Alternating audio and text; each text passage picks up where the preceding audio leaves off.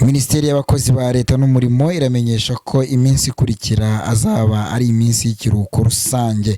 Ku wa kabiri tariki ya 1 Nyakanga 2025 azaba ari umunsi w'ubwigenge, naho ku wa gatanu tariki ya 4 Nyakanga 2025 azaba ari umunsi wo kwibohora.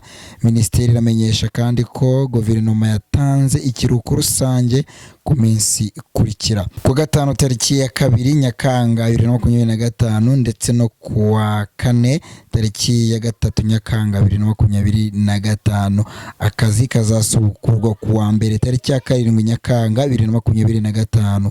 Serivisi z'ingenzi zizakomeza gutangwa kugira ngo ibikorwa bidahagarara.